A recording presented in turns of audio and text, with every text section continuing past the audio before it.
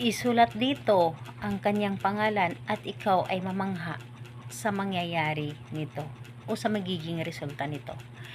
Hello mga guys, kumusta kayo? Panibagong araw, panibagong video na naman tayo, and sa araw na ito ay isa na namang video ang aking ituturo sa inyo na simpleng gabay o simpleng pamamaraan na makakatulong sa atin.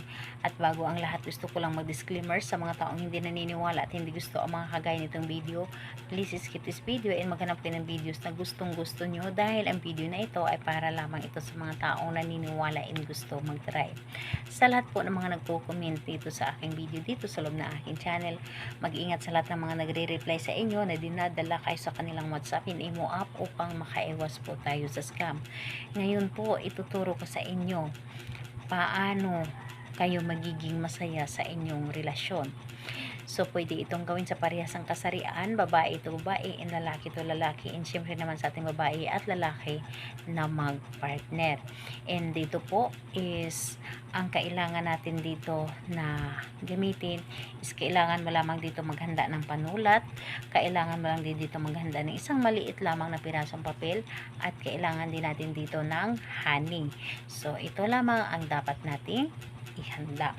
And ayun, kapag handa na yung ating gagamitin, kailangan na alam mo sa iyong sarili na gustong gusto mo itong gawin, and naniniwala ka at hindi ka nagdududa sa inyong dapat na gawin, and buo dapat, and dapat alam mo sa iyong sarili na gustong gusto mo itong gawin, and naniniwala ka dapat. So ayun po, kapag ready na, pwede mo na itong simulan. So ang gagawin mo lamang dito sa isang papel, isulat mo lamang dito ang kanyang pangalan ng isang beses lamang.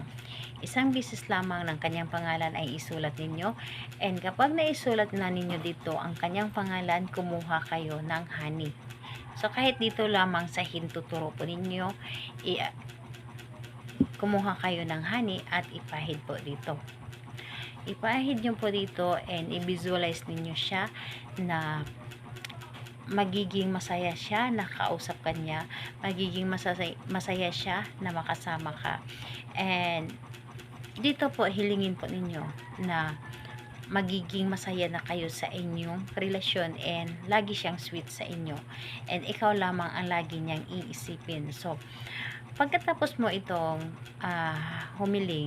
pagkatapos mo humiling dito, kumuha ka ng panindi. Pwedeng posporo, pwedeng lighter, and sunugin po ninyo ang papel na ito. Kailangan sunog po ito lahat. Gumamit po kayo ng tiyan para po na masunog ito lahat. And habang sinusunog ninyo ito, binivisualize mo palagi na masaya kayo sa inyong relasyon, and laging ikaw ang priority niya, ikaw yung laging iisipin niya, ikaw yung kaligayahan niya. So yun po ang dapat ninyo na isipin kapag ito ay inyong ginawa. So ayun po, pagka abo nito, hayaan ninyo na ilipad sa hangin ang abo na ito, and isipin ninyo kung gaano mo siya kamahal para yun din ang ipaparamdam niya sa inyo. So kailan ito pwedeng gawin ito sa kahit anong araw at oras, pwede po, basta sinabi ko na is kailangan ay tahimik ang paligid. So ayun, salamat po sa inyo. Bye bye everyone, God bless us all.